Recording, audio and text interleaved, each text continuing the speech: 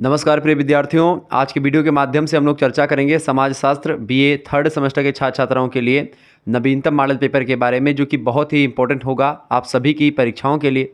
अगर आप 2025 या 24 दिसंबर में परीक्षा देना चाहते हैं, या आप 26 में परीक्षा दें, या एक प्रकार 27 में देंगे, तो कोई दिक्कत की बात नहीं है। ये मॉडल पेपर जो है उन सभी के लिए बहुत ही महत्वपूर्ण होगा। तो आज का जो वीडियो है बहुत ही हेल्पफुल होने वाला है उन सभी छात्र छात्राओं के लिए जिन्होंने बीए थर्ड सेमेस्टर में समाजशास्त्र सब्जेक्ट लिया हुआ है।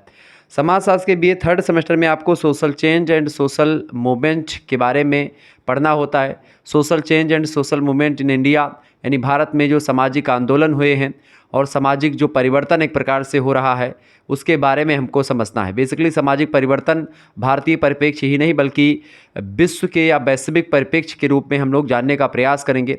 बहुत ही बारीकी के साथ आपका एक एक क्वेश्चंस और उनके आंसर्स को आज के वीडियो के माध्यम से हम देखेंगे। ये वे क्वेश्चंस होंगे जो पिछले 2 वर्षों में एक प्रकार से अधिकतर विश्वविद्यालयों में या कई विश्वविद्यालयों में पूछे गए हैं। आपको बता दूं, अब की बार अधिकतर विश्वविद्यालय जो परीक्षाएं करवाएंगे वो लिखित टाइप पे करवाएंगे, यानी कि अति लघुत्तरीय, लघुत्तरीय और दीर्घोत्तरीय टाइप की परीक्षा आपकी बार होने वाली है। तो उसी पैटर्न को एक प्रकार से ध्यान में रख करके मैंने ये मॉडल पेपर सेट किया है। अब देखने का प्रयास करते हैं कि आखिरकार सोशियोलॉजी में आपके कौन कौन से क्वेश्चंस ऐसे हैं जो कि लगातार परीक्षा में पूछे जाते रहे हैं और अब की बार प्रश्न परीक्षा में कैसे आने वाले हैं। तो एक आपको एक नमूना, एक सैंपल, एक मॉडल पेपर मिल रहा है। तो आप सभी लोग फटाफट से वीडियो को लाइक और शेयर कर दीजिएगा। शुक्ला स्टडी पॉइंट के माध्यम से ऐसी इन्फॉर्मेटिव वीडियो और महत्वपूर्ण वीडियो हमेशा एक प्रकार से मिलती रहती है। तो शुक्ला स्टडी पॉइंट चैनल आज ही नहीं बल्कि आपके जो एक प्रकार से सीनियर्स लोग रहे हैं बच्चे, उनसे आप पूछेंगे तो आपको बताएंगे शुक्ला स्टडी पॉइंट के बारे में। तो आप सभी लोग एक प्रकार से विश्वास कर सकते हैं। हालांकि आप लोग तो जानते होंगे पिछले 1 साल से आप लोग हमारे साथ जुड़े हुए हैं। आपने प्रथम सेमेस्टर हमसे पढ़ा, सेकंड सेमेस्टर पढ़ा और अब आप थर्ड सेमेस्टर में हमसे जुड़े हैं। तो जाहिर सी बात है आप हमारे बारे में कुछ ना कुछ तो जानते होंगे। अब आइए जानने का प्रयास करते हैं कि कौन कौन से प्रश्न आपकी परीक्षा में आने वाले हैं अब की बार। देखें, पहला क्वेश्चन आपकी स्क्रीन पर आ चुका है, फटाफट से आप देखेंगे। सामाजिक और सांस्कृतिक परिवर्तन में अंतर बताइए। देखिए, सामाजिक परिवर्तन मतलब क्या होता है? Social change. सांस्कृतिक मतलब होता है कल्चरल चेंज। ठीक है, देखिए कल्चर भी परिवर्तित होता है और कल्चर परिवर्तन का सीधा सीधा मतलब सामाजिक परिवर्तन का एक अंश है या एक इकाई के रूप में समझ सकते हैं। सामाजिक परिवर्तन एक व्यापक अवधारणा है, जबकि सांस्कृतिक जो परिवर्तन है एक इकाई होती है सामाजिक परिवर्तन की। ऐसा कहें तो ज़्यादा बेटर होगा, ज़्यादा अच्छा माना जाएगा। कुल मिलाकर के आपको यहाँ पर यह समझना होगा कि सामाजिक परिवर्तन और सांस्कृतिक परिवर्तन है क्या, इन दोनों के बीच में थोड़ा अंतर आपको समझने की ज़रूरत है। अथवा इसी प्रश्न को दूसरे तरीके से भी पूछा जा सकता है कि सामाजिक तथा सांस्कृतिक परिवर्तन की व्याख्या कीजिए। तो उत्तर में आपको लिखना है कि सामाजिक तथा सांस्कृतिक परिवर्तन का अंतर निम्न प्रकार से स्पष्ट किया जा सकता है। अब वो कैसे, आइए एक चार्ट के माध्यम से हम लोग सामाजिक परिवर्तन और सांस्कृतिक परिवर्तन के बीच डिफरेंस देख लेते हैं। ठीक है, चले। सामाजिक परिवर्तन और सांस्कृतिक परिवर्तन, 4 अंतर हम लोग समझेंगे। इसी 4 अंतर में आपको सामाजिक परिवर्तन के बारे में और सांस्कृतिक परिवर्तन के बारे में समझ में आ जाएगा। इसके बहुत ही महत्वपूर्ण जो चीज़ें हैं उनके बारे में आपको समझ में आ जाएगा। पहला पॉइंट ये है कि सामाजिक परिवर्तन जो होता है उसका क्षेत्र क्या होता है? सीमित होता है। सामाजिक परिवर्तन का क्षेत्र क्या होता है? सीमित होता है। सामाजिक परिवर्तन से आशय केवल सामाजिक संबंधों में होने वाले परिवर्तनों से होता है। यानी सामाजिक संबंध में जब परिवर्तन होता है तो वही एक प्रकार से सामाजिक परिवर्तन होता है। सामाजिक संबंध क्या होते हैं? सामाजिक संबंध कैसे बनते हैं? 2 व्यक्तियों के बीच में जब इंटर रिलेशनशिप होता है, मतलब 2 व्यक्तियों के बीच में अंतरक्रिया होती है, उन्हीं अंतरक्रियाओं के बीच से संबंध की उत्पत्ति होती है। संबंध बेसिकली जो होते हैं वो आपको ना दिखाई पड़ते हैं और ना ही संबंध एक प्रकार से आप छू सकते हैं। यानी don't touch and don't seen, यानी ना तो इसको आप छू सकते हैं और ना ही इसको देख सकते हैं। तो संबंधों की व्यवस्था जो होती है उसी को समाज कहते हैं और समाज में ही परिवर्तन को सामाजिक परिवर्तन कहते हैं। तो समाज क्या है? सामाजिक संबंधों का जाल है। जब इसी जाल में परिवर्तन होगा तो समाज में परिवर्तन होगा और जब समाज में परिवर्तन होगा तो उसी को क्या कहा जाएगा? सामाजिक परिवर्तन कहा जाएगा। क्लियर, समझ रहे हैं चीज़ों को ना? यानी सामाजिक परिवर्तन केवल सामाजिक संबंधों में होने वाले परिवर्तन को कहते हैं, जबकि जो सांस्कृतिक परिवर्तन होता है इसका क्षेत्र व्यापक होता है। इसमें भौतिक तथा अभौतिक सभी वस्तुओं में होने वाला परिवर्तन शामिल है। इसमें 2 चीज़ें शामिल हो गई। चूँकि संस्कृतियाँ 2 प्रकार की होती, 2 प्रकार की संस्कृति कौन सी होती है? पहली होती है भौतिक संस्कृति और दूसरी होती है अभौतिक संस्कृति। भौतिक संस्कृति और अभौतिक संस्कृति क्या है इसको समझ लें 1 मिनट में। भौतिक संस्कृति का मतलब जैसे ये रिमोट है, ये भौतिक संस्कृति है। ये बोतल है, भौतिक संस्कृति है, ठीक है। ये आपका पेन है, ये भौतिक संस्कृति है, ठीक है। डिजिटल बोर्ड ये आपको दिख रहा है, भौतिक संस्कृति है, ठीक है। ऐसे ही पुस्तकें वगैरह ये सब भौतिक संस्कृति, कुर्सी मेज चेयर ये सब जो कुछ है ये सब क्या है, ये सब भौतिक संस्कृति हैं। जबकि अगर हम बात करें क्या बोलते हैं अभौतिक संस्कृति की, तो अभौतिक संस्कृति का मतलब होता है भैया, क्या होता है अभौतिक संस्कृति मतलब विचार, नियम, कायदे, मूल्य, ठीक है, यानी संबंध। कुल मिलाकर के कहने का मतलब ये है कि सामाजिक परिवर्तन में मात्र संबंधों का अध्ययन या अभौतिक चीज़ों में परिवर्तन देखने को मिलता है, जबकि जो सांस्कृतिक परिवर्तन होता है इसमें भौतिक और अभौतिक दोनों, यानी कि जैसे मान लेते हैं पहले जब गर्मी लगती थी तो हम लोग क्या हाँकते थे भैया, जब पहले हमको एक प्रकार से गर्मी लगती थी तो हम मैं आपको दिखाता हूँ, हमारे यहाँ पर रखा है हमारे रूम में, हालांकि मैंने अब AC भी लगवा लिया है, लेकिन फिर भी अभी भी बताऊँ तो जैसे अब लाइट पंखा हमारा ख़राब हो गया है तो अभी टाइम नहीं मिला कि मैं पंखा बनवाऊं, ठीक है। तो जब लाइट चली जाती है तो लाइट से चूंकि AC चलती है, इन्वर्टर से AC चल नहीं पाती, तब अभी इसको ये रखे रहते हैं। ये जानते हैं क्या है, बेना, इसी को कहते हैं बेना, हैंड फैन। इसको ऐसे ऐसे घुमाओ, आराम से बढ़िया मस्त मस्त हवा आपको लगेगी, ठीक है। ये है बेना। अब इसको मैं क्यों दिखा रहा हूँ बेना, इसलिए दिखा रहा हूँ ये कि भौतिक संस्कृति ये है एक।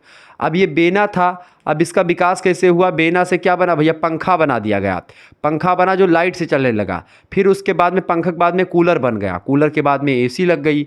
तो कहीं ना कहीं पे कहने का मतलब ये है कि भौतिक संस्कृतियाँ जो होती हैं ये परिवर्तनशील होती है, इसमें परिवर्तन होता है। तो सामाजिक परिवर्तन में ये बेना से AC बनने की प्रक्रिया नहीं शामिल होती है, ये केवल सांस्कृतिक परिवर्तन में ही शामिल होती है। एक दृष्टि से अगर देखें तो भौतिक और अभौतिक ऐसी चीज़ें जो हमको दिखाई पड़ती हैं और जिसको हम छू सकते हैं उसमें तो परिवर्तन होता ही है सांस्कृतिक परिवर्तन में। इसके साथ ही साथ जो चीज़ें हमको नहीं भी दिखाई पड़ती हैं उसमें भी परिवर्तन होता है, तो वो भी सांस्कृतिक परिवर्तन के अंतर्गत ही कहा जाता है। यानी सांस्कृतिक परिवर्तन थोड़ा बड़ा होता है, व्यापक होता है, और जो सामाजिक परिवर्तन होता है वो छोटा होता है। हालांकि कहीं कहीं पर सामाजिक परिवर्तन के अंतर्गत सांस्कृतिक परिवर्तन को हम समझ लेते हैं, लेकिन सांस्कृतिक परिवर्तन इस दृष्टि से बड़ा है भौतिक और अभौतिक वस्तुओं के दृष्टिकोण से अगर देखें तो, ठीक है। समझ में आ रही चीज़ें, तो ये पहला अंतर हो गया। दूसरा अंतर आप समझने का प्रयास करें। सामाजिक परिवर्तन सांस्कृतिक परिवर्तन का एक भाग होता है, यानी सांस्कृतिक परिवर्तन का एक भाग होता है सामाजिक परिवर्तन, ठीक है। थोड़ा सा मैंने शुरुआत में उल्टा बोल दिया था क्या, देखिए सांस्कृतिक परिवर्तन बड़ा होता है और सामाजिक परिवर्तन छोटा होता है, ये बात आप ध्यान रखेंगे। सांस्कृतिक परिवर्तन के अंतर्गत ही सामाजिक परिवर्तन आता है, ये बात आप ध्यान रखेंगे। क्योंकि सांस्कृतिक परिवर्तन का जो अभौतिक पक्ष है, सांस्कृतिक परिवर्तन का जो अभौतिक पक्ष होता है भैया, ठीक है, वो एक प्रकार से सामाजिक परिवर्तन ही होता है, यानी एक भाग के रूप में सांस्कृतिक परिवर्तन के काम करता है सामाजिक परिवर्तन, ठीक है। सांस्कृतिक परिवर्तन में संस्कृति के किसी भी भाग में होने वाला परिवर्तन शामिल किया जाता है, चाहे भौतिक हो चाहे अभौतिक हो, जबकि इसमें केवल अभौतिक चीज़ों का ही परिवर्तन शामिल होता है। तीसरा अंतर, सामाजिक परिवर्तन सामाजिक संबंधों में परिवर्तन से आता है, यानी जब सामाजिक संबंधों में परिवर्तन होता है, सोशल रिलेशनशिप में परिवर्तन होता है, तो सामाजिक परिवर्तन हमारे समक्ष आता है। जबकि सांस्कृतिक परिवर्तन प्रसार और वैज्ञानिक आविष्कारों के द्वारा आता है, जैसे कि बेना से AC बन गई, तो ये भी एक परिवर्तन हुआ, और खास करके विचारों में परिवर्तन हुआ तमाम प्रकार के, तो वो भी सांस्कृतिक परिवर्तन के अंतर्गत आ गया। जबकि केवल सामाजिक परिवर्तन जो होता है वो केवल विचारों में परिवर्तन से होता है, संबंधों में परिवर्तन से होता है, ये आविष्कार उसमें शामिल नहीं होते, ना तो प्रसार शामिल होता है। क्लियर, चीज़ें समझ में आ रही हैं। इसके अलावा सामाजिक परिवर्तन की गति अपेक्षाकृत धीमी होती है, यानी संबंधों में परिवर्तन जो होता है वो धीमा गति से होता है, मंद गति से होता है। जबकि संस्कृति में जो परिवर्तन होता है या सांस्कृतिक परिवर्तन जो होता है इसकी गति तीव्र होती, तेज होता है। आविष्कार आप देखते बेना से लेकर के AC बनने की प्रक्रिया बहुत कम समय में चेंज हुई है। जबकि आप देखेंगे आदि मतलब कि तमाम प्रकार के जो विचार में या सामाजिक जो रीति रिवाज होते हैं, सामाजिक जो वैल्यूज़ होते हैं, सोशल नियम्स होते हैं, सोशल नॉर्म्स होते हैं, उनके परिवर्तन में थोड़ा समय लगता है। सामाजिक नियमों के बदलने में थोड़ा समय लगता है, सामाजिक रीतियाँ, रूढ़ियाँ, परंपरा, लोकाचार, इन सभी के बदलने में टाइम लगेगा। लेकिन आविष्कार जो होता है फटाफट से होता रहता है, ठीक है। आज ये बना, कल उससे और अपग्रेड चीज़ें बन गई, परसों और अपग्रेड चीज़ें बन गई, इस तरीके से परिवर्तन होता रहता है। तो इस तरीके से आप लोगों ने सांस्कृतिक परिवर्तन और सामाजिक सामाजिक परिवर्तन के बीच में डिफरेंस देखा। ये प्रश्न परीक्षा में पिछले 2 वर्षों में अधिकतर विश्वविद्यालयों में लगातार पूछे जाने वाले प्रश्न हैं। तो ये प्रश्न आप बड़े ध्यान से अगर देखे हैं तो मैंने आपको विस्तार से चीज़ें समझा दी हैं। अब आपको इसको कहीं पर पढ़ने की ज़रूरत भी नहीं पड़ेगी। अगला क्वेश्चन, दूसरा प्रश्न आपके स्क्रीन पर आ चुका है, फटाफट से आप लोग देखने का प्रयास करेंगे। चले, दूसरा क्वेश्चन तो अति लघु उत्तरीय, वैसे ये लघु उत्तरीय दीर्घ उत्तरीय के टाइप के प्रश्न हैं।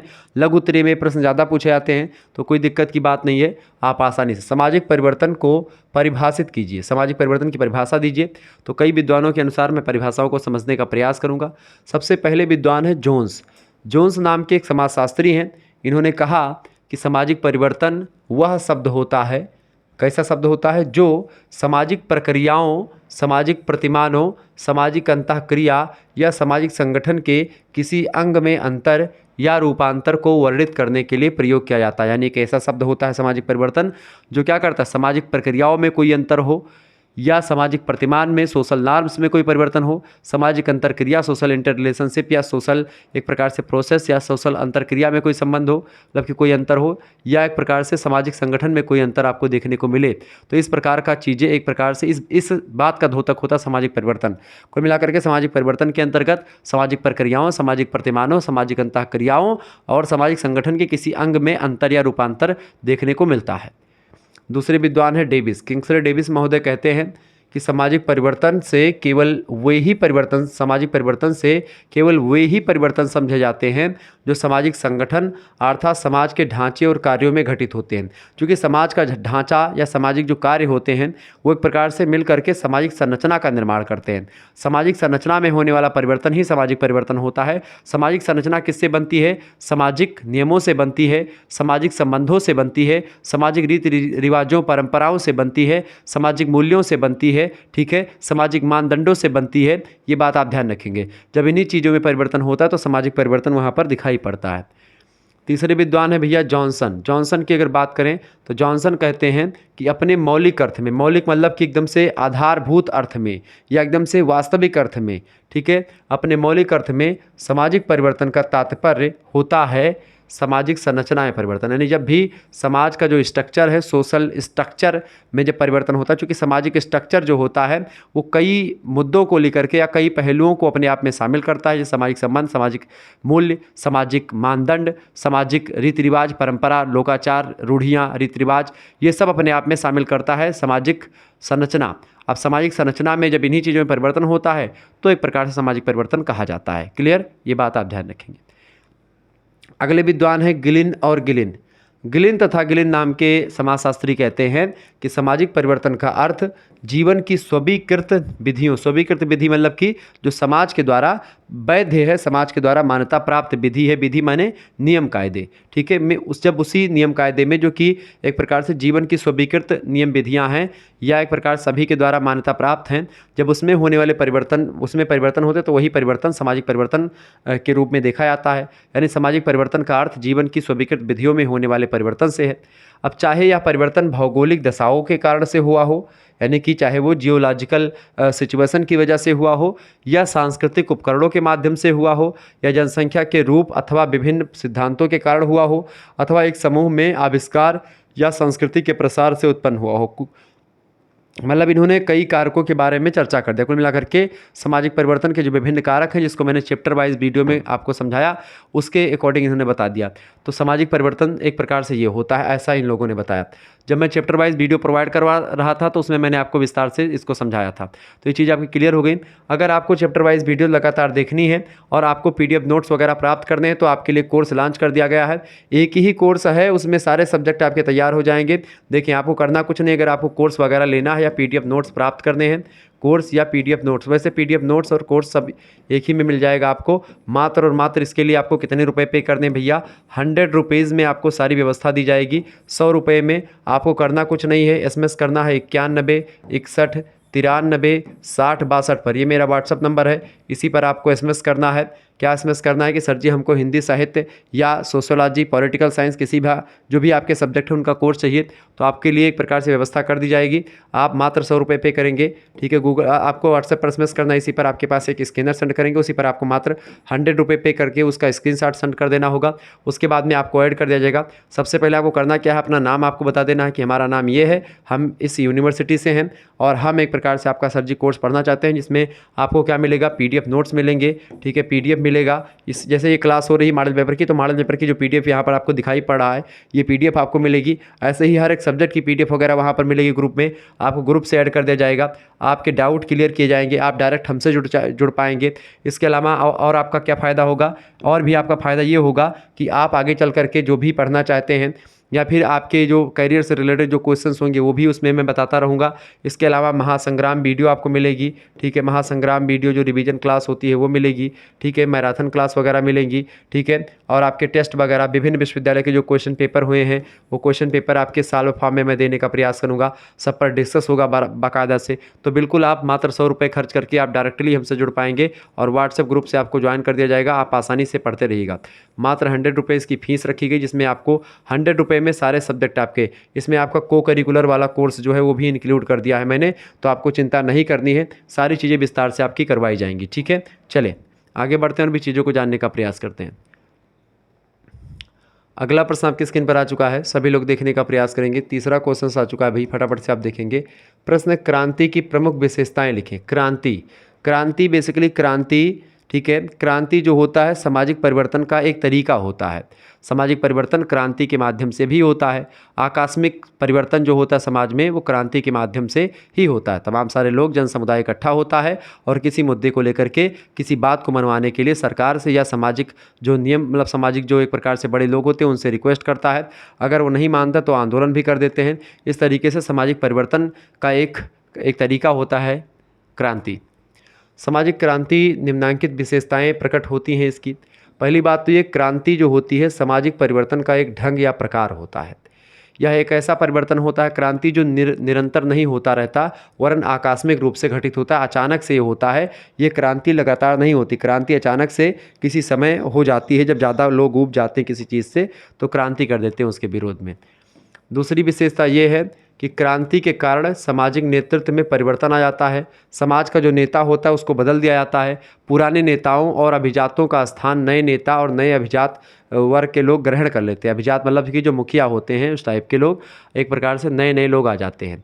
क्रांति से तख्तापलट कर देते हैं, ताकि एक प्रकार से क्रांति से क्या होता है, जैसे कि आप देखेंगे 1857 की जो क्रांति हुई उसने तख्तापलट किया कि नहीं किया, क्योंकि 1857 से पहले कंपनी शासन कर रही थी भारत पर। कंपनी का मतलब क्या, ब्रिटिश ईस्ट इंडिया कंपनी जो थी वो भारत पर 1857 से पहले शासन कर रही थी।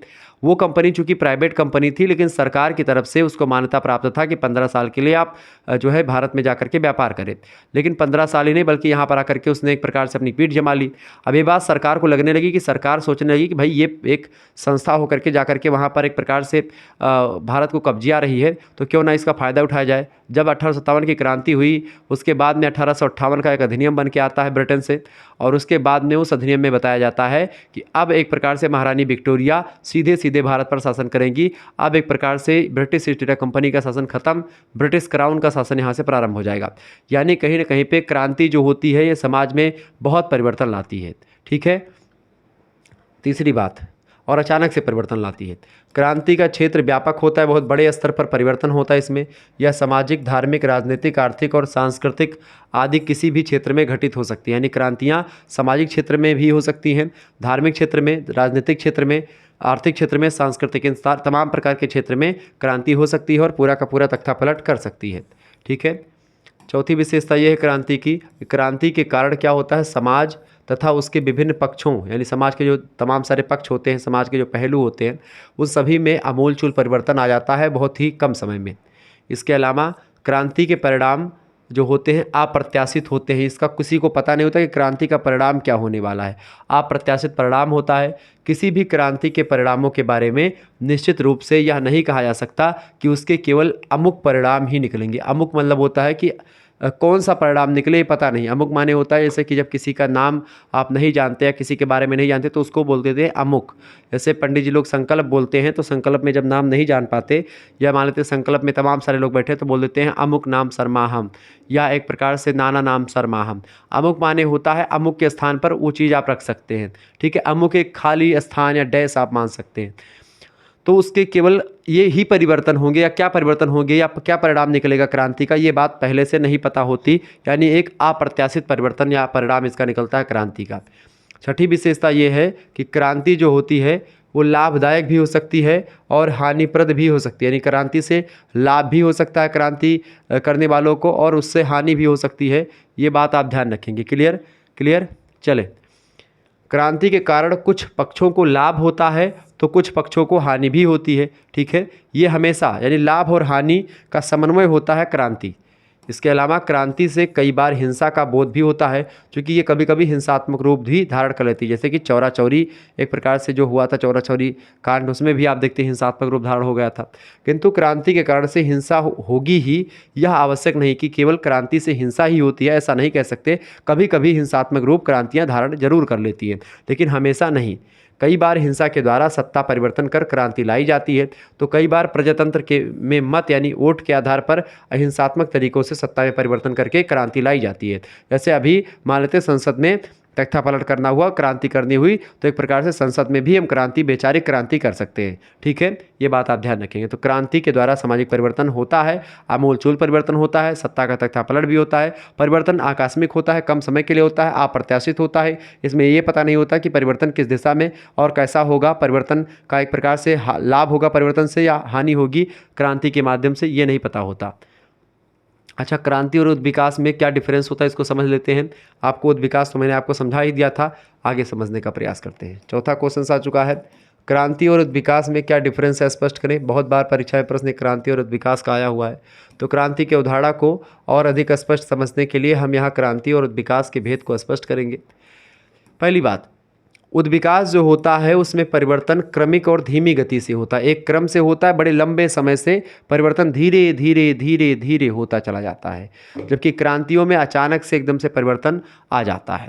जैसे कि आप अगर मान लेते हैं कि भाई सिलेबस डिस्कशन जब मैं करता हूँ, जैसे चैप्टर वाइज वीडियोज़ में प्रोवाइड करवाऊँ, अब चैप्टर वाइज वीडियो प्रोवाइड करवा रहा हूँ तो ये उद्विकास आप मान लीजिए, ठीक है। लेकिन क्रांति क्या मानेंगे कि मॉडल पेपर आ गया, महासंग्राम वीडियो या मैराथन क्लास आ गई, तो मैराथन क्लास एक क्रांति है, ठीक है। और चैप्टर वाइज वीडियोज़ जो होते हैं ये क्या है, ये उद्विकास है। यानी उद्विकास जैसे कि मनुष्य बनने की प्रक्रिया से लेकर के शुरू हुए, जैसे कि आदिमानव से लेकर के मनुष्य बनने तक की प्रक्रिया, यानी उद्विकास जो होता है यह एक प्रकार से सरलता से जटिलता की ओर होता है और बड़ा लंबा होता है, बहुत ही क्रमिक परिवर्तन होता है, धीरे धीरे होता है, धीमी गति से होने वाला परिवर्तन होता है। जबकि क्रांति महोदय क्या होती है, क्रांति जो होती बिना किसी क्रम के तीव्र गति से होती, क्रांति का परिणाम उल्टा सीधा कुछ भी हो सकता है। दूसरा अंतर, उद्विकास स्वतः चलित प्रक्रिया है, इसको ढकेलना नहीं पड़ता, ये अपने आप धीरे धीरे मंद गति से कछुआ चाल चलती रहती है। जबकि क्रांति के लिए सजग प्रयत्न करने होते हैं, लोग इसको एक प्रकार से क्रांति को करने के लिए एक प्रकार से मोटिवेट करते हैं लोगों को। इसके अलावा उद्विकास जो होता है एक प्राकृतिक अवधारणा है, ठीक है। उद्विकास क्या है, एक नेचुरल कॉन्सेप्ट होता है, जबकि क्रांति एक सामाजिक अवधारणा है। क्रांति समाज के द्वारा जानबूझ करके करी जाती है। समाज के लोग एक प्रकार से किसी भी सत्ता से बहुत ज़्यादा परेशान हो जाते हैं तो क्रांति करके सत्ता का तख्ता पलट करते हैं। अगला अंतर यह है कि क्रांति में पुरानी व्यवस्था के स्थान पर नवीन व्यवस्था की स्थापना की जाती है, जबकि उद्विकास में क्या होता है, उसी वस्तु या सावयव में परिवर्तन, सावयव मतलब एक शरीर या एक स्ट्रक्चर, तो उद्विकास में क्या होता है, उसी वस्तु या सावयव में परिवर्तन आता है, धीरे धीरे क्रमिक परिवर्तन। जबकि क्रांति में पुरानी व्यवस्था के स्थान पर उसमें पुरानी व्यवस्था को हटा ही दो, एकदम नेगलेक्ट कर दो, इसमें एक डायरेक्ट नई व्यवस्था आ जाती है, ठीक है, एक नया वस्तु आ जाती है। लेकिन इसमें क्या होता है, उसी वस्तु में धीरे धीरे परिवर्तन आता है, उसको नया बनाने का प्रयास किया जाता है उसी वस्तु को, ठीक है। पाँचवा अंतर ये है महोदय, देखें पांचवा अंतर यह कि उद्विकास में परिवर्तन की दिशा जो होती है वो निश्चित होती है, एक सीधे क्रम में होता है, जबकि क्रांति की कोई दिशा नहीं होती है, परिवर्तन किसी भी दिशा में हो सकता है। इसकी उद्विकास की दिशा निश्चित होती है कि ये भाई सरलता से जटिलता की ओर परिवर्तन होता है, सरलता से जटिलता की ओर, सरलता से जटिलता की ओर परिवर्तन होता है उद्विकास, ठीक है। ये बात आप ध्यान रखें। तो ये एक प्रकार से परिवर्तन की दिशा होती है, लेकिन इसमें नहीं पता होता क्रांति में कि परिवर्तन सही हो रहा है कि परिवर्तन गलत होगा। क्लियर? आगे देखते हैं। एक बार सभी लोग वीडियो को लाइक और शेयर करते रहिएगा। ऐसे ही मैं लगातार परीक्षा के दृष्टिकोण से पढ़ाता रहूँगा। बहुत ही महत्वपूर्ण प्रश्नों को मैंने इसमें रखा है जो कि आपकी परीक्षा के लिए बेहद ही ज़रूरी हैं, बहुत ही महत्वपूर्ण है। ठीक है, एक बार सभी लोग वीडियो को लाइक और शेयर करते रहिएगा ऐसे ही। चलें, प्रश्न आपकी स्क्रीन पर आ चुका है। 5वां प्रश्न है लघु उत्तरीय का, स्थानीयकरण एवं सार्वभौमिकरण में क्या अंतर है स्पष्ट कीजिए। देखिए, दीर्घ उत्तरीय में भी ये प्रश्न आ सकते हैं, ये बात ऐसा नहीं कि केवल लघु उत्तरीय में। अब स्थानीयकरण क्या होता है इसकी परिभाषा देते हुए सार्वभौमिकरण से इसका अंतर स्पष्ट कीजिए, ऐसे प्रश्न दीर्घ उत्तरीय में बना करके दे सकते हैं। समझने का प्रयास करें। स्थानीयकरण और सार्वभौमिकरण, सार्वभौमिकरण को एक प्रकार से यूनिवर्सलाइजेशन बोल सकते हैं आप। ठीक है, चलिए समझने का प्रयास करते हैं। ऊपर तथा नीचे की दृष्टि से अगर देखें, ये पहला अंतर ये होता है ऊपर तथा नीचे की दृष्टि से। स्थानीयकरण का आशय बृहत परंपराओं का नीचे की ओर यानी लघु परंपराओं की दिशा में विकास होता है।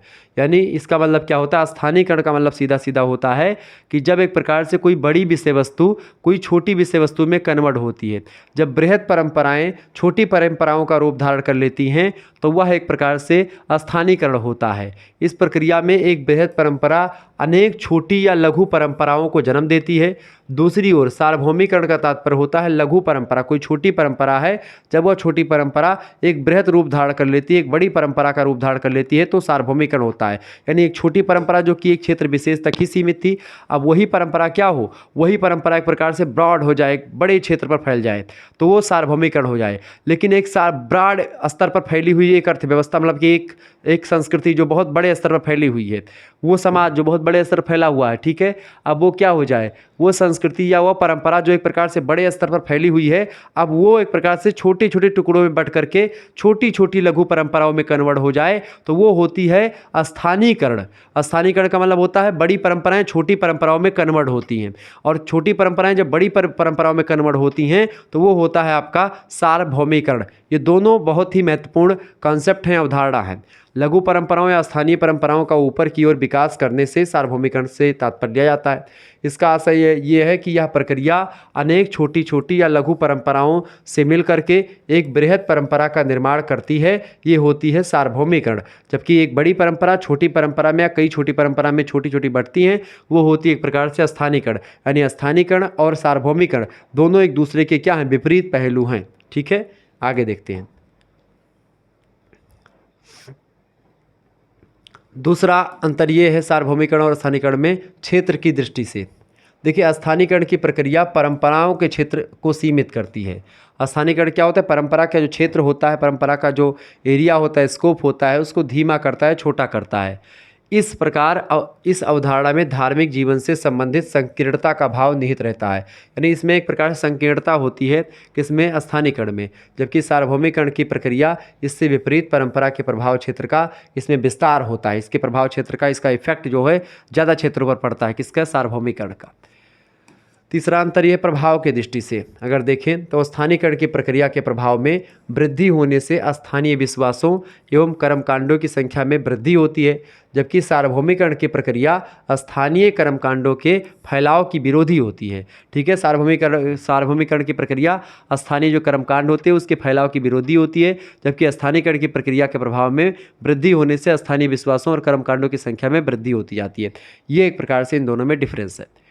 चौथा, परंपराओं के अगर दृष्टिकोण से देखें अंतर, तो परंपराओं के दृष्टिकोण से क्या अंतर होता है भैया, परंपराओं के दृष्टिकोण से भी अंतर होता है इसमें। ठीक है, क्या अंतर होता है, देखें, स्थानीयकरण की प्रक्रिया किन्हीं नए विश्वासों अथवा कर्मकांडों को जन्म नहीं देती, बल्कि यह पहले से ही विद्यमान किसी बड़ी परंपरा के तत्वों को अनेक छोटी छोटी परंपराओं के रूप में विकसित कर देती है।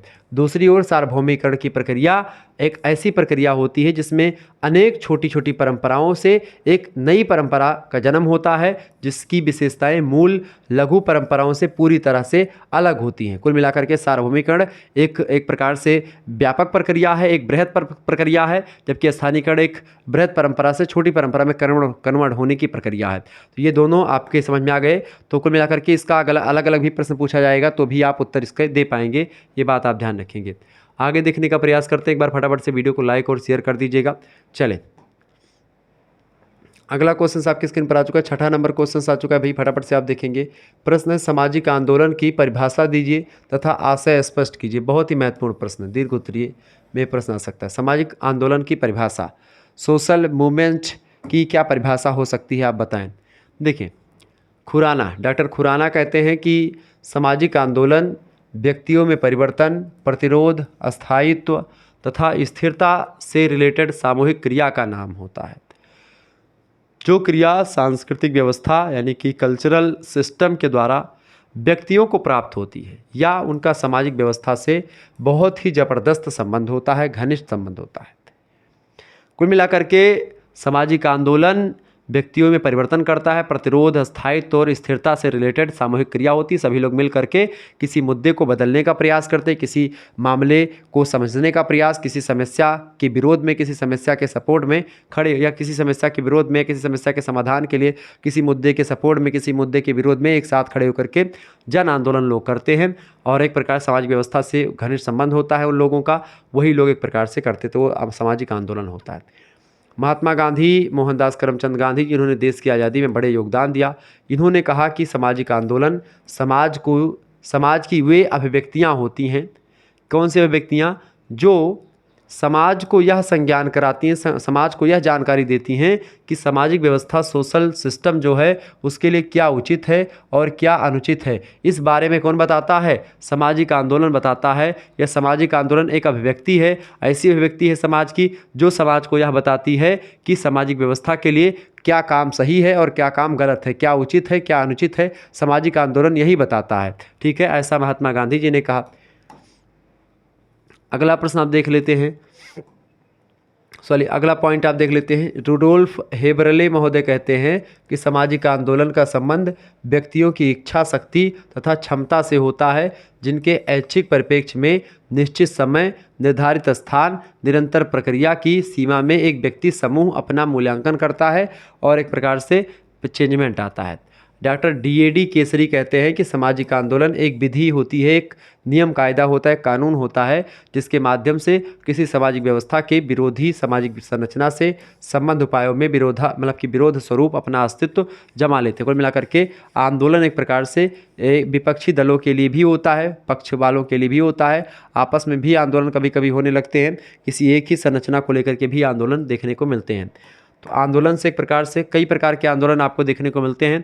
आंदोलन के बारे में हम चर्चा करते रहेंगे, परेशान होने की आपको बिल्कुल भी ज़रूरत नहीं पड़ेगी, ठीक है। देखिए, आंदोलन कई प्रकार के होते हैं, इसको लेकर के दीर्घ उत्तरीय में प्रश्न पूछा गया था पिछली बार परीक्षा में, ठीक है। प्रश्न देखें, सामाजिक आंदोलन के विभिन्न प्रकारों की विवेचना कीजिए। सामाजिक आंदोलन के कई प्रकार हैं, तो एक एक प्रकार को हम समझने का प्रयास करते हैं। सबसे पहला प्रकार है सामाजिक परिवर्तन का सुधारवादी आंदोलन। कुछ ऐसे आंदोलन होते हैं जो कि समाज में या किसी मुद्दे में या किसी विश्वास में सुधार लाते हैं, संस्कृति में हो, समाज में हो या किसी में हो, ठीक है। सामाजिक आंदोलन का उद्देश्य सामाजिक जीवन में परिवर्तन करना होता है। आंदोलन जिस प्रकार के संरचनात्मक परिवर्तनों के उद्देश्य से प्रारंभ होते हैं, उनके आधार पर सामाजिक आंदोलनों को निम्नलिखित 3 वर्गों में विभाजित किया जा सकता है। पहला है सुधारवादी आंदोलन। सुधारवादी आंदोलन क्या है भैया, इसको समझ लेते हैं विस्तार से। परीक्षा में ये प्रश्न कई बार आया, सुधारवादी आंदोलन किसे कहते हैं। तो सुधारवादी आंदोलन वे आंदोलन होते हैं जिनका उद्देश्य क्या होता है, वर्तमान सामाजिक संरचना को पूर्णतः बदलना नहीं होता, ठीक है। यानी कि सुधारवादी आंदोलन वे आंदोलन होते हैं जिनका उद्देश्य वर्तमान सामाजिक संरचना को पूर्ण रूप से बदलना नहीं होता, बल्कि उसमें आंशिक परिवर्तन या फिर कुछ संशोधन करना होता है, ताकि वो एक प्रकार से समाज के दृष्टिकोण से सुटेबल हो सके, सामाजिक नियम कायदों को फॉलो कर सके। किसी विशेष प्रकार की कठिनाइयों को दूर करने के लिए सुधारवादी आंदोलन किए जाते हैं। इन आंदोलनों का उद्देश्य होता है सामाजिक और राजनीतिक सत्ता पदों पर अधिकार नहीं, मतलब कि का उद्देश्य सामाजिक और राजनीतिक सत्ता पदों पर अधिकार नहीं होता। ये आंदोलन खुले रूप से में जनता की इच्छा और रुचि के आधार पर चलाए जाते हैं। जनता को क्या चाहिए, क्या नहीं चाहिए, या जनता के लिए क्या अच्छा है, क्या बुरा है, इस बात की पहचान करवाते सुधारवादी आंदोलन। जैसे राजा राम मोहन राय एक सुधारवादी आंदोलन करता थे, स्वामी दयानंद सरस्वती हो गए, स्वामी विवेकानंद जी हो गए, रामकृष्ण परमहंस जी हो गए, ठीक है, केशवचंद्र सेन जी हो गए। ये सभी विद्वान ऐसे हैं, इन सभी लोगों ने सुधारवादी आंदोलन में बड़ी भूमिका निभाई, ठीक है। तो जनमत जागरण के द्वारा इन आंदोलनों में जनता को किसी वर्तमान बुराई, जो वर्तमान में बुराई कोई किसी भी धर्म में, समाज में, संस्कृति में कोई बुराई है, कोई कुप्रथा है या कोई कठिनाई है, उसके प्रति जागरूक किया जाता है ताकि वो जनता उस बुराई या कुप्रथा या कठिनाई की तरफ ना झुके और वो जान पाए कि ये बुराई को कैसे त्यागा जाए और ये बुराई है, इसको त्यागने के लिए हमको कोई डर की ज़रूरत नहीं होती। और यह विश्वास दिलाया जाता है इसमें कि यदि इस बुराई या कुप्रथा को समाप्त करके अमुक यानी कि कोई नई व्यवस्था या कोई नई एक प्रकार से प्रथा लागू की जाए अथवा केवल बुराई का निराकरण कर दिया जाए तो जनजीवन सुखी हो जाएगा, उन्नत हो जाएगा। तब एक प्रकार से जनता उसको मानने के लिए खुशी होती है और जनता उसको मानती है। यह आंदोलन जो होता है ये सुधारवादी आंदोलन होता है, जैसे राजा राम मोहन राय, केशव चंद्र सेन, ईश्वर चंद्र विद्यासागर और स्वामी दयानंद सरस्वती, स्वामी विवेकानंद जी, इन सभी लोगों ने सुधारवादी आंदोलन किया। दूसरा आंदोलन होता है भैया क्रांतिकारी आंदोलन।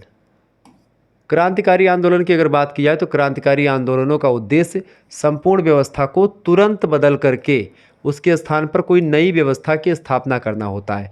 इससे पहले हमने सुधारवादी आंदोलन समझा। सुधारवादी आंदोलन बताया था कि भाई उस व्यवस्था को बदलना नहीं होता है, व्यवस्था में जो कुछ बुराइयां हैं उन्हीं को एक प्रकार से बदल, जैसे कि मान लेते हैं अगर हाथ की एक उंगली सड़ जाती है तो इस उंगली को यहाँ से काट करके फेंक देते हैं, पूरा हाथ नहीं काटते। तो ये एक प्रकार से सुधारवादी आंदोलन हो गया। लेकिन जब एक प्रकार से क्या हो जाए कि मान लेते हैं आपके शरीर का एक हाथ या मतलब कि एक उंगली कट जाए या फिर पूरा हाथ सड़ जाए तो उसके बाद में पूरा का पूरा हाथ यहाँ से काट के फेंक दें।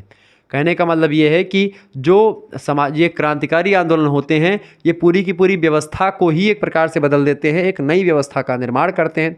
अभी हमने क्रांति जैसा आपको बताया था, वो विदेशी सत्ता को समाप्त करके स्वतंत्र राज्य की स्थापना के लिए किए जाने वाले जो आंदोलन थे, सामंतवादी या पूंजीवादी व्यवस्था तथा सामाजिक संरचना को समाप्त करके नवीन सामाजिक व्यवस्था अथवा समाजवाद की स्थापना करने के लिए किए जाने वाले आंदोलनों को क्रांतिकारी आंदोलन कहा जा सकता है। जैसे कि पहले विदेशी सत्ता जो भारत में ब्रिटेन के लोग थे, अंग्रेज लोग थे, भारत को गुलाम बना करके रखे थे। यहाँ से जब हमने उन लोगों को खदेड़ा, अंग्रेज़ों को यहाँ से खदेड़ा, तो वो एक प्रकार से कैसा एक प्रकार से आंदोलन था, मतलब कैसा आंदोलन था, तो क्रांतिकारी आंदोलन था। हमने यहाँ से किसको खदेड़ा भाई, अंग्रेज़ों को यहाँ से खदेड़ा, तो वो क्या था, वो क्रांतिकारी आंदोलन था। ठीक है, ये बात आप ध्यान रखेंगे। जैसे हमने एक प्रकार से पूरा का पूरा सिस्टम बदला या समाज में कोई नई व्यवस्था या समाज में पूंजीवादी व्यवस्था थी, पूंजीवाद के स्थान पर समाजवाद आया, तो ये सब एक प्रकार से जब आता है तो ये एक प्रकार से क्रांतिकारी आंदोलन है। 1855 ईस्वी का संथाल जनजाति का विद्रोह जो रहा, ये भी इसी प्रकार का आंदोलन रहा है क्रांतिकारी। भारत की स्वतंत्रता के लिए होने वाला जो भारत छोड़ो आंदोलन रहा 1942 का, ये भी क्रांतिकारी आंदोलन रहा। नक्सलवादी आंदोलन जो है ये भी क्रांतिकारी आंदोलन है।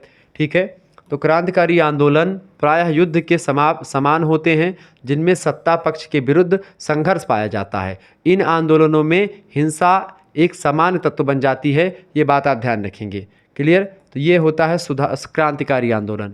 अगला आंदोलन होता है भैया पुनरुत्थानवादी आंदोलन। पुनरुत्थानवादी आंदोलन की अगर बात की जाए तो ये भी एक प्रकार से बड़ा अच्छा आंदोलन माना जाता है, पुनरुत्थानवादी आंदोलन। इसकी अगर बात की जाए तो इन आंदोलनों में जनता जो होती है अपने इतिहास के पुराने आदर्शों और पुरानी मान्यताओं के आधार पर नवीन समाज की रचना करना चाहती है। तो पुनरुत्थानवादी आंदोलन मतलब कि क्या होता है, पुराने जैसे कि भारतीय जो वैदिक परंपरा थी, वैदिक परंपरा भारतीय बड़ी अच्छी थी, या प्राचीन भारत की व्यवस्था कुछ बड़ी अच्छी थी, उसी प्राचीन भारतीय परंपरा को एक प्रकार से बीच में क्या हुआ कि बहुत सारे लोग आए, प्राचीन परंपरा हमारी ध्वस्त हुई, तो चूंकि हमको अतीत का गौरव गान करना पड़ा। द्विवेदी युग आप हिंदी साहित्य का देखें, उसमें खूब ज़्यादा एक प्रकार से अपने अतीत का गौरव गान किया गया, ताकि क्या हो, हम लोग अपने अतीत के बारे में जान पाएँ, अपने बारे में समझ पाएँ और हम फिर से उसको एक प्रकार से लागू करें, यानी पुनर्जागरण करें। तो पुनरुत्थानवादी आंदोलन का सीधा सीधा मतलब होता है कि उठो जागो और लक्ष्य प्राप्ति तक मत रुको, मतलब पुरानी जो परंपरा है उसको समझो, अपने आप को पहचानो, अपने जो पूर्वज के लोगों ने जो किया था उसको पहचानो, उसके अकॉर्डिंग आगे बढ़ो। तो पुनरुत्थानवादी आंदोलन दोबारा से एक प्रकार से जो अपनी अंदर का टैलेंट है उसको जगाओ। इस प्रकार के आंदोलनों को राष्ट्रवादी आंदोलन भी कहा जाता है, क्योंकि प्रायः प्रत्येक राष्ट्रवादी आंदोलन में भूतकाल के उत्तम और महत्वपूर्ण आदर्शों की पुनर्स्थापना करने का उद्देश्य निहित होता है। राष्ट्रवादी आंदोलन में समाज अपनी पतित अवस्था और दुखों की समाप्ति करने के लिए राष्ट्रवादी नेता अपने प्राचीन गौरव की स्मृतियां जनता के सामने रखते हैं कि हम क्या थे, क्या होंगे, क्या हो गए हैं, ठीक है। ये पूरा बताते हैं कि हम भविष्य में क्या थे, हमने ये किया, हमने वो किया। पूरा जो भविष्य मतलब कि जो अतीत में बीत गया है, जो भूतकाल में बीत गया है, उसको वर्तमान की समस्याओं के समक्ष कि भाई ऐसा हमारे दादा परदादाओं ने किया था, ठीक है, ऐसा करके जोश भरते हैं जनता में और दोबारा से वही प्राचीन व्यवस्था वाली जो हमने काम किया था उसको एक प्रकार से लाने का प्रयास करते हैं, ठीक है। और उसकी पुनर्स्थापना और प्राचीन आदर्शों और मूल्यों की पुनर्प्रतिष्ठा की भावना जगा करके जन समर्थन जुटाते हैं। किंतु पुनरुत्थान के लिए प्राचीन का उत्थान जरूरी नहीं होता है कि प्राचीन का उत्थान किया जाए, नए सिरे से प्राचीन चीज़ों का उत्थान किया जाए। ये होता है पुनर्जागरण या ये होता है एक प्रकार से ऐसा पुनरुत्थानवादी आंदोलन। चौथा आंदोलन होता है भैया, चौथा आंदोलन होता है अभिव्यक्ति प्रधान आंदोलन। अभिव्यक्ति प्रधान आंदोलन क्या होता है इसको समझने का प्रयास करें। अभिव्यक्ति प्रधान, इन आंदोलनों में सामाजिक जीवन में प्रचलित उन व्यवहारों और उन संप्रेषण की पद्धतियों आदि में परिवर्तन होते हैं जो व्यक्तियों और समूहों की रुचि और भावनाओं से रिलेटेड होते हैं, ठीक है। धार्मिक आंदोलन और फैशन ऐसे ही आंदोलन है। समाज में जो धर्म को लेकर के तमाम सारे आंदोलन किए गए या जो फैशन वगैरह आए, ये सब अभिव्यक्ति प्रधान आंदोलन है। धार्मिक आंदोलन किसी विशेष पंथ या संप्रदाय के रूप में प्रारंभ होता है। इसका प्रथम चरण एक भीड़ के रूप में प्रकट होता है पहले, जिसमें पारस्परिक समीपता और संघ भावना का प्रदर्शन किया जाता है। फिर यह भीड़ किसी आध्यात्मिक शक्ति का अनुभव करती है और ये जो आध्यात्मिक शक्ति होती है पारलौकिक होती है और उल्लास की भावनाओं का प्रदर्शन करती है, जिनमें व्यक्तिक स्वतंत्रता की अभिव्यक्ति होती है। धीरे धीरे इस प्रकार आंदोलन में भजन तथा अन्य भौतिक वस्तुएं भी शामिल हो जाती हैं और इस तरीके से अभिव्यक्ति प्रधान आंदोलन ये का रूप धारण यही कर लेते हैं। तो इस तरीके से ये आंदोलन के कई प्रकार हैं जिसके बारे में मैंने आपको समझाया और बताया। आगे बढ़ते हैं। अगला प्रश्न आपकी स्क्रीन पर आ चुका है, फटाफट से आप लोग देखने का प्रयास करेंगे। अगला प्रश्न आपकी स्क्रीन पर आ चुका भाई, सभी लोग देखने का प्रयास करेंगे। वीडियो को लाइक कर दीजिएगा, चैनल पर अगर नए आए हैं तो सब्सक्राइब जरूर कर दीजिएगा, क्योंकि ऐसे ही प्रश्न परीक्षा में लगातार पूछे जाते रहते हैं, ठीक है। चलें प्रश्न अगला आपकी स्क्रीन पर आ चुका है, कृषक आंदोलन से आप क्या समझते हैं। देखिए, कृषक आंदोलन बेसिकली कृषि से रिलेटेड होता है। कृषि मतलब जैसे कि आप देखते हैं कृषि जो करने वाले होते हैं किसान वगैरह, ठीक है। किसान और मज़दूर दोनों में डिफरेंस होता है। किसान जो होता है उसका खुद मालिक होता है अपने खेतों पर, लेकिन जो एक प्रकार से मज़दूर होता है एक प्रकार से वो दूसरे खेतों में भी काम करता है, ठीक है। तो कृषक आंदोलन जो होता है, अंग्रेज़ों के शासनकाल में भारतीय कृषि व्यवस्था में व्यापक परिवर्तन किए गए अंग्रेज़ों के द्वारा। इस कारण से क्या हुआ, कृषि क्षेत्र में हलचल पैदा हो जाती है और भारतीय किसान आर्थिक आधार पर कमज़ोर होते चले गए। अंग्रेज़ों के शासनकाल में भारत के किसान लगान की ऊंची दरों, जमींदारी क्षेत्रों में बेगार प्रथा क्या होती है, बेगार प्रथा मतलब कि ज़बरदस्ती एक प्रकार से ऐसे लोगों से काम करवाएं बिना पैसे दे करके, उनको बस खाना देते रहो ताकि वो ज़िंदा रहें और उनसे काम कर बेगारी करवाते रहो। बेगारी समझते हैं ना, बिना पैसों के काम करवाना ही बेगारी कहलाता है। तो बेगार प्रथा आप देखते हैं राजस्थान वगैरह में खूब ज़्यादा चलती थी, तो बेगार प्रथा वो होती है, ठीक है। ये समझ रहे हैं ना चीज़ों को, तो बेगारी वो होती है, क्लियर। तो बेगार प्रथा की कठोरता तथा अनेक नियम विरुद्ध बेदखली से परेशान होने के कारण कृषक आंदोलन सक्रिय होता गया। किसान महाजनों से बहुत ऊंची दरों पर ऋण लेने के लिए विवश हो गए। यानी जो महाजन होते थे, यानी कि जो बड़े बड़े सेठ होते थे, उनसे किसान लोग कर्जा लेते थे और कर्जा लेकर के खेती करते थे। खेती में जो कुछ होता था वो टैक्स के रूप में सरकारें ले लेती थी, या एक प्रकार से ध्वस्त हो जाता था। कभी कभी तो बारिश हुई तो किसानों की फसलें ध्वस्त हो गई, और कभी कभी क्या होता था कि मान लेते हैं सूखा पड़ गया तो सारा सब नष्ट हो गया। तो किसान एक प्रकार से क्या होता है, प्रकृति पर कहीं ना कहीं पे डिपेंड होता है कि भाई प्रकृति जब चाहे तो किसान की चीज़ों ख़त्म भी कर सकती है और प्रकृति चाहे तो व्यक्ति पा सकता है। लेकिन जो किसान पाता है उसमें भी से घात लगाने वाले कौन बैठे, सरकार बैठी है। जो समय की सरकार होती है, व्यक्ति कितना मेहनत करके कमाता है और कमा करके फिर उसको एक प्रकार से टैक्स देना पड़ता है सरकार को। हालांकि आज की टैक्स व्यवस्था तो ठीक ठाक ही होगी, लेकिन जो पहले की टैक्स व्यवस्था थी अंग्रेजों के ज़माने की, वो टैक्स व्यवस्था बड़ी गड़बड़ थी। वहाँ पर ज़बरदस्ती एक प्रकार से जो व्यक्ति गरीब होता था उनसे भी टैक्स, जो अमीर होता था उनसे भी टैक्स ले आता था। कहीं ना कहीं पे आज तो मान लेते टैक्स की व्यवस्था थोड़ा सा अमीरी गरीबी के अकॉर्डिंग है कि भाई जो अमीर हैं वो ज़्यादा टैक्स देते हैं, जो गरीब हैं वो बेचारे थोड़ा कम देते हैं। हालांकि टैक्स बराबर सभी देते हैं। जैसे कि मान लेते हैं आपने ये रिमोट खरीदा या मैंने ये रिमोट लिया, तो रिमोट लेने में एक प्रकार से जो मैंने पैसे पे किए इसमें टैक्स वगैरह इंक्लूड करके ये व्यक्ति बेचता है। उसके बाद में ये टैक्स कौन देता है? कंपनी वाले थोड़ी देते हैं, ये जनता देती है, जो जनता खरीदती है। आप 1 रुपये की टॉफ़ी लेते हैं, टॉफ़ी की पन्नी पर भी लिखा होता है कि इनकम ऑफ ऑल टैक्सेस, मतलब उसमें इंक्लूड होता है, ठीक है, टैक्स वगैरह पूरा का पूरा। तो टैक्स हर एक व्यक्ति देता है, लेकिन वो अप्रत्यक्ष टैक्स होता है। अब यही टैक्स लेकर के जो कंपनियां होती हैं वो सरकार को डायरेक्ट टैक्स देती हैं, प्रत्यक्ष टैक्स देती हैं, ठीक है, ये बात आप ध्यान रखेंगे। तो किसान महाजनों से बहुत ऊंची दरों पर ऋण लेने के लिए विवश हुए और कालांतर मतलब समय बीतने में इसका प्रभाव ये पड़ा कि किसानों की बढ़ी हुई गरीबी थी उसके रूप में उजागर हुई, यानी किसान बहुत गरीब होते चले गए। प्रारंभिक कृषक जो थे आंदोलनों में नील आंदोलन हुआ। नील आंदोलन एक प्रकार से तिनकठिया पद्धति को लेकर के था कि भाई एक प्रकार से बहुत कम मतलब कि कुछ हिस्सों पर नील की खेती करनी पड़ती थी और नील की बड़ी कम कीमत एक प्रकार से दी जाती थी किसानों को, ये एक प्रकार से व्यवस्था की गई।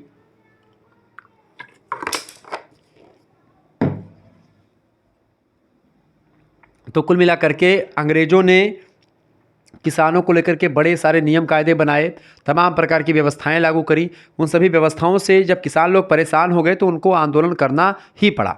इस तरीके से किसानों का आंदोलन कृषक आंदोलन कहा गया, ठीक है। जब किसानों पर अत्याचार या किसानों को लगा कि सरकार हमारे खिलाफ काम कर रही है, हमारे लिए कुछ नहीं कर रही है, हमारे पैसे से ही एक प्रकार से सरकार चल रही, फिर भी हमारे लिए कुछ काम नहीं हो रहा, हमसे ज़बरदस्ती हमारी चीज़ों को छीना जा रहा है, तो लोगों को लगा कि भाई ये सरकार से अच्छा है दूसरी सरकार आई। और इस तरीके से यहाँ पर लोगों को लगने लगा कि भाई हाँ, हमारी इससे पहले जो सरकार थी या इससे पहले जो चीज़ें थी वो वही इससे ज़्यादा ठीक थी, ठीक है।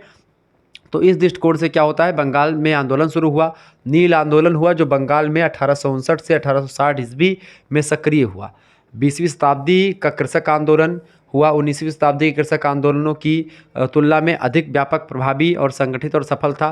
क्योंकि 20वीं शताब्दी का जो आंदोलन था वो एक प्रकार से लोगों तक पहुंचा, जनमानस तक पहुंचा और इसका बड़ा एक प्रकार समर्थन हुआ और कई बार कृषकों के आंदोलनों का एक प्रकार से सकारात्मक प्रभाव भी देखने को मिला। यानी कि जो कृषक लोगों ने आंदोलन किया उसको लेकर के लोगों को एक प्रकार से लगने लगा, जनता को, कि भाई जो आंदोलन हो रहे हैं आज जो कृषक लोग कर रहे हैं ये ठीक ही कर रहे हैं, ठीक है। कल को जो एक प्रकार से जो हमारे ऊपर कोई विपदा आएगी तो हमारे साथ भी ये लोग देंगे। इस तरीके से कृषक आंदोलन कहीं ना कहीं पे कई मामलों में सफल रहा। जैसे आप देखते हैं चंपारण में महात्मा गांधी ने चंपारण आंदोलन किया, पहला आंदोलन रहा उनका। इसके अलावा खेड़ा आंदोलन हुआ। ये सब कृषक आंदोलन हुए, बड़े ही सफल आंदोलन माने जाते हैं अपने ज़माने के, ठीक है। आगे देखते हैं अगला है श्रमिक आंदोलन। तो कृषक आंदोलन किसानों से रिलेटेड होते थे। श्रमिक आंदोलन जो खानों में या कारखानों में काम करने वाले श्रमिक होते थे या जो श्रम या मजदूरी करने वाले बेचारे लोग होते थे उनके जो द्वारा जो आंदोलन किए गए वो होते हैं श्रमिक आंदोलन। ये बात आप ध्यान रखेंगे, ठीक है। देखिए श्रमिक आंदोलन, अगला क्वेश्चन है आपका श्रमिक आंदोलन। श्रमिक आंदोलन क्या है भाई? देखिए ये सब प्रश्न परीक्षा में खूब पूछे गए हैं, तो ये प्रश्न आप ध्यान रखेंगे। सारे प्रश्न जो मैंने आज की वीडियो के माध्यम से डिस्कस कर रहा हूँ मैं, ये सब प्रश्न आपकी परीक्षा की दृष्टि से बहुत ही महत्वपूर्ण है। देखिए श्रमिक आंदोलन, कारखाना अधिनियम एक आया था, उसके अंतर्गत कार्य के घंटों का पालन, कारखाने के अंदर काम करने की दशाओं में आवश्यक सुधार और औद्योगिक विवाद के दौरान सामूहिक सौदेबाजी की व्यवस्था, तालाबंदी का विरोध तथा आवश्यकता के अनुसार हड़ताल की चेतावनी, बाहरी कार्य के अंतर्गत श्रमिकों के लिए उचित रहन सहन की व्यवस्था, श्रमिकों के आश्रितों के लिए उचित शिक्षा की व्यवस्था आदि श्रम आंदोलन श्रमिकों के लिए कारखाने के अंदर और कारखाने के बाहर जिन जिन आवश्यकताओं की पूर्ति होनी चाहिए, यदि ऐसा नहीं होता है तो श्रमिक आंदोलन के लिए बाध्य होते हैं, ये एक प्रकार से बताया गया। यानी श्रमिक आंदोलन कब करते हैं?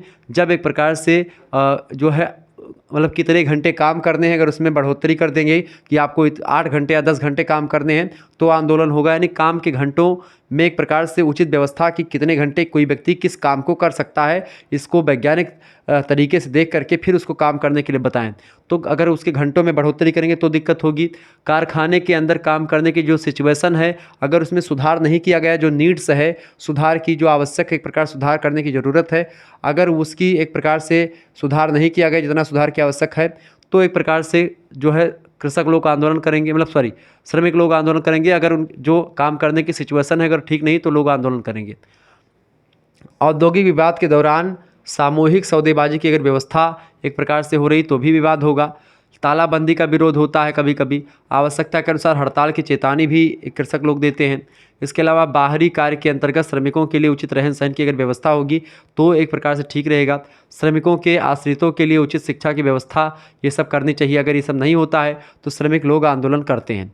श्रम आंदोलन श्रमिकों के लिए कारखाने के अंदर और कारखाने के बाहर जिन जिन आवश्यकताओं की पूर्ति होनी चाहिए, यदि उन आवश्यकताओं की पूर्ति एक प्रकार से जो मिल के मालिक हैं वो नहीं करते हैं तो श्रमिक लोग आंदोलन करेंगे। और श्रमिक आंदोलन तो आम सी बात है, ये होते रहते हैं हमेशा, क्योंकि मिल मजदूरों और मिल मालिक के बीच में एक प्रकार से लगातार आंदोलन देखने को मिला है। ठीक है, कुछ आप देखते हैं जो बॉलीवुड की जो मूवीज़ बनी, बहुत सारी मूवीज़ में आप देखते हैं अनिल कपूर और मिथुन चक्रवर्ती जैसे जो स्टार रहे, सुपरस्टार, इन सभी लोगों ने भी एक प्रकार से इन पर मूवी बनाई है मिल मजदूरों को लेकर के।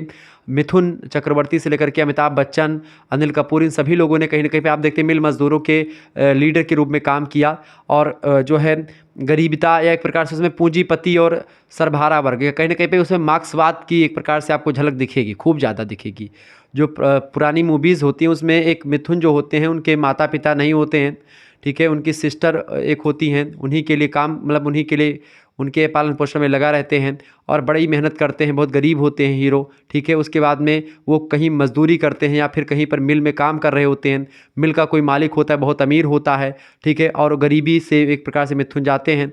तो इसमें यही सब चीज़ें होती हैं। ऐसे ही हीरो पहले की मूवीज़ ऐसे ही आप देखते हैं 90 से 80 के दशक के, 80-90 के दशक की मूवीज़ में, या एक प्रकार से 2000 के कुछ 2005 तक की मूवी आप देखें तो कुछ ऐसी मूवीज़ लगातार आई। ठीक है, ये मूवी बेसिकली पूंजीवाद और मार्क्सवाद के बीच की खाई को पाटने वाली मूवी, या एक प्रकार से एक समाजवाद की मूवी थी, या मार्क्सिस्ट विचारधारा पर आधारित मूवी थी, कि गरीबी और अमीरी का एक प्रकार जो वर्ग संघर्ष की मूवी थी। ठीक है, तो ये सब मूवीज़ आई जिसमें एक प्रकार से इन आंदोलनों को देखा गया। अगला एक प्रकार से प्रश्न आपकी स्क्रीन पर आ चुका है, फटाफट से आप लोग देखने का प्रयास करेंगे। चलें, दलित से आप क्या समझते हैं? फटाफट से आप लोग बताने का प्रयास, दलित कौन होते हैं? दलित से आप क्या समझते हैं भाई? फटाफट से आप बताएंगे। दलित की अगर बात की तो दलित जो एक प्रकार से शब्द, दलित एक जो है ऐसे लोग जो एक प्रकार से बेसिकली एससी लोगों को दलित का कैटेगरी में रखते हैं लोग। ठीक है, दलितों की अगर बात की जाए, दलितों को लेकर के पहले से ही अनटचबिलिटी रही है, छुआछूत वगैरह, यानी ऐसे एक प्रकार से जातियाँ जिनको बहुत सारे लोगों ने एक प्रकार से छूने से भी मना करते थे, अस्पृश्य जातियाँ बोलते थे। चर्चा करते हैं इस पर।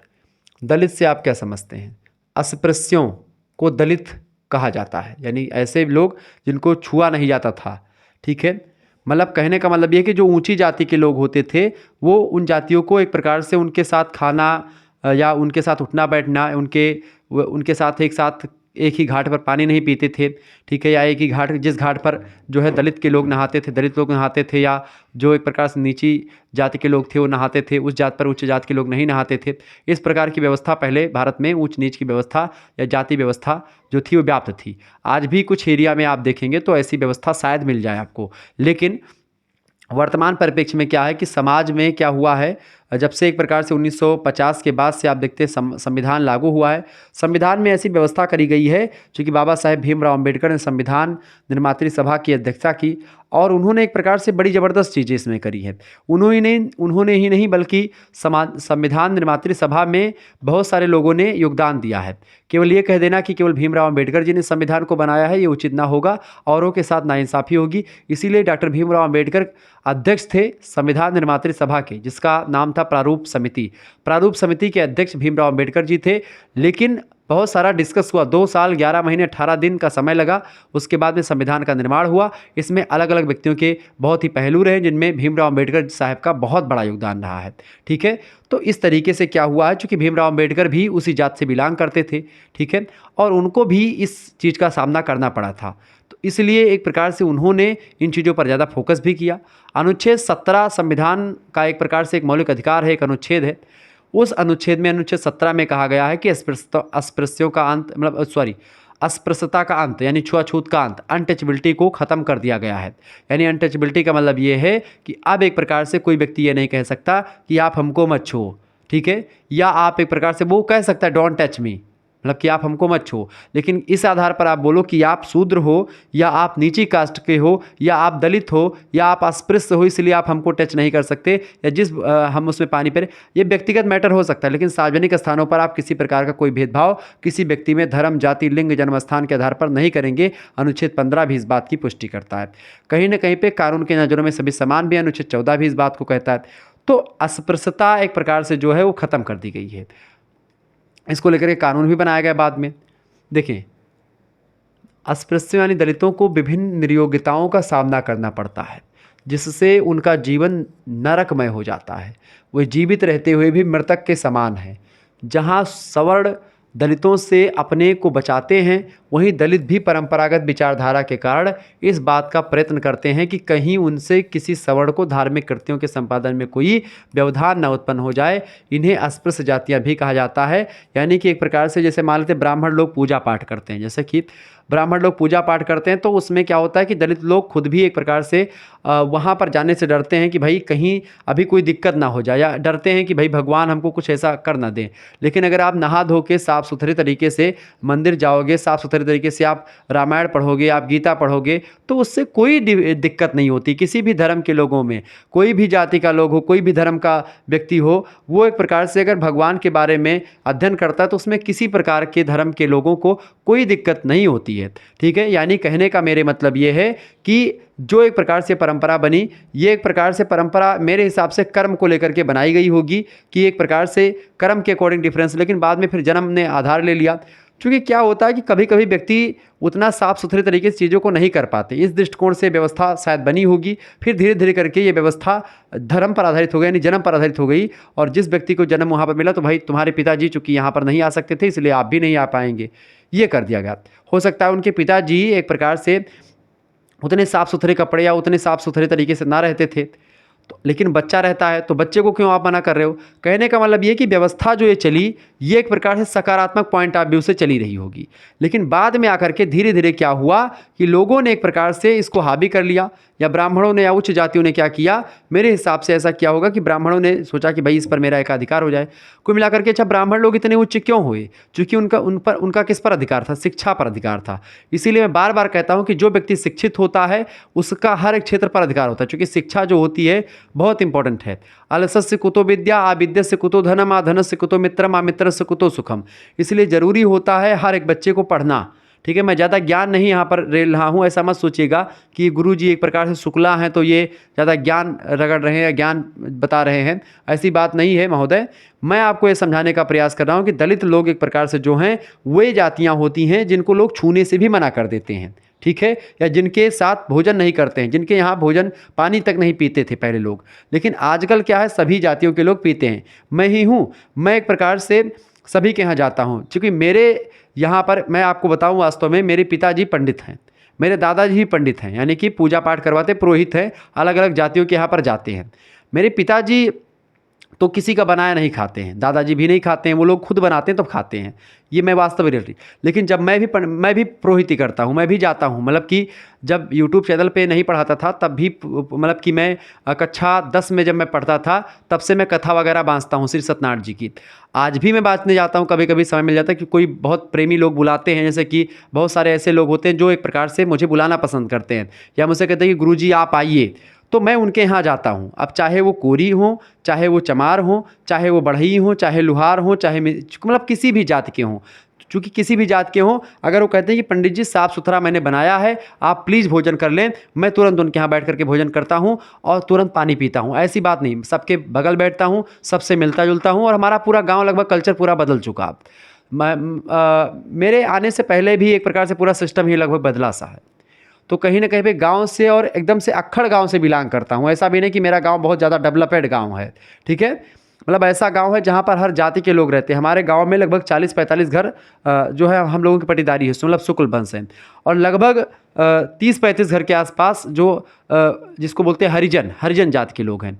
अब हरिजनों के यहाँ पर हमेशा उठना बैठना लगा रहता है। हरिजनों में जो एक प्रकार से टीचर हैं, वो एक प्रकार से उनसे हम लोग नमस्ते भी करते हैं, ऐसे नमस्ते गुरुजी, इस तरह की नमस्ते भी होता है। तो ऐसी बात नहीं कि केवल ये एक प्रकार से हुआ, अब सारी चीज़ सिचुएशन में बदल रही हैं और बड़ी ज़बरदस्त चीज़ें। तो इसी को लेकर के क्या हुए, बहुत सारे आंदोलन हुए।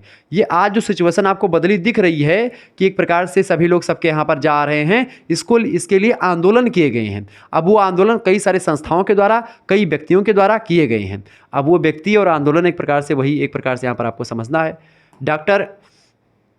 डॉक्टर डी एन मजूमदार कहते हैं कि अस्पृश्य जातियां वे जातियां हैं जो विभिन्न सामाजिक और राजनीतिक निरयोग्यताओं से पीड़ित हैं। मतलब कि उनको एक प्रकार से सामाजिक और राजनीतिक दोनों मामलों में पीछे रखा गया, जिनमें से बहुत सी निरयोग्यताएं उच्च जातियों के द्वारा परंपरागत रूप से निर्धारित और सामाजिक रूप से लागू की गई उन पर। ठीक है, ये डॉक्टर डी एन मजूमदार कहते हैं। दूसरे विद्वान हैं के एन शर्मा जी।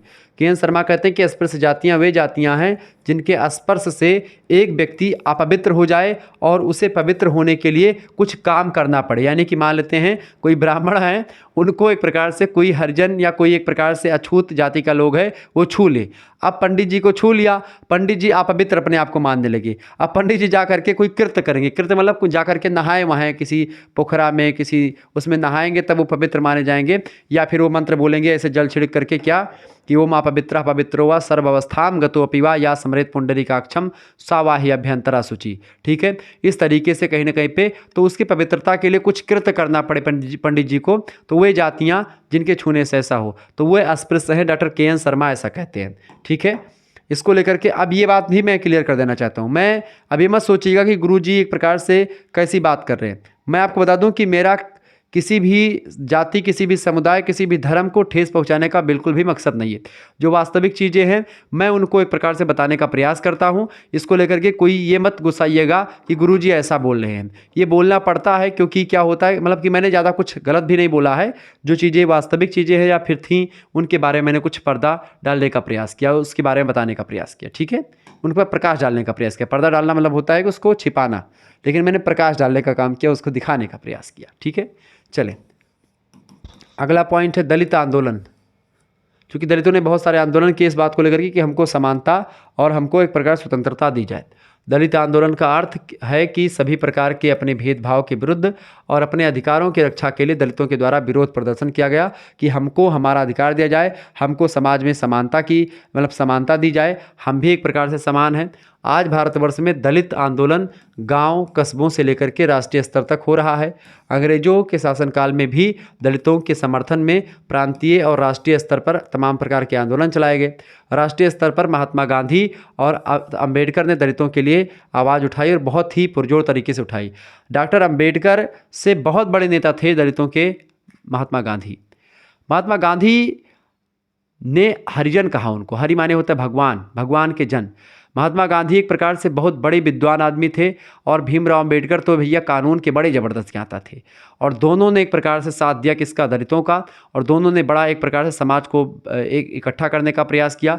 और दोनों ने एक समझौता भी किया था, पूना पैक्ट। ठीक है, पूना पैक्ट किया था।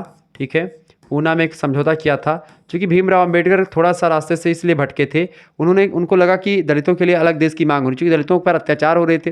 तो भीमराव अंबेडकर जी को लगा कि उनके लिए एक अलग देश किया जाए। जैसे मुसलमानों के लिए जिन्ना वगैरह परेशान थे कि एक मुस्लिम देश बनाया जाए पाकिस्तान जैसे, ऐसे ही एक देश और बनता, वो दलितों का देश होता। लेकिन क्या हुआ, महात्मा गांधी ने एक प्रकार से भीमराव अंबेडकर को बुलाया और एक प्रकार से पूना में समझौता हुआ दोनों के बीच में, दोनों में बातचीत हुई, तर्क वितर्क हुआ, दोनों ने अपने अपने पक्ष रखे और इस तरीके से ये मामला ख़त्म कर दिया गया कि भाई अब एक प्रकार से भारत एक ही है और भारत में अब बंटवारा या ऐसी सिचुएशन नहीं आएगी। ठीक है, ये बात आप ध्यान रखेंगे। इसके अलावा अगर आपने मध्यकालीन इतिहास का मॉडल पेपर नहीं देखा है तो प्लीज़ मध्यकालीन इतिहास वाला मॉडल पेपर भी आप देख लीजिएगा। बहुत ही इंपॉर्टेंट तरीके से मैंने इसको समझाया है। मध्यकालीन इतिहास में एक प्रकार से आपको मेडिवल हिस्ट्री में खास करके हिस्ट्री ऑफ मॉडर्न इंडिया पढ़ना है, जिसमें विस्तार से मैंने हर चीज़ के बारे में चर्चा करी है। तो मध्यकालीन इतिहास का model paper BA third semester के छात्रों के लिए अवेलेबल हो चुका है। आज सुबह ही ये क्लास हुई थी। ठीक है, मिलते हैं फिर नेक्स्ट वीडियो में। तब तक के लिए जय हिंद, जय भारत। आप सभी का बहुत बहुत धन्यवाद। हमारे से जुड़ने के लिए इसी प्रकार से अपना प्यार बनाए रखेंगे। बहुत बहुत धन्यवाद। Good night, I love you.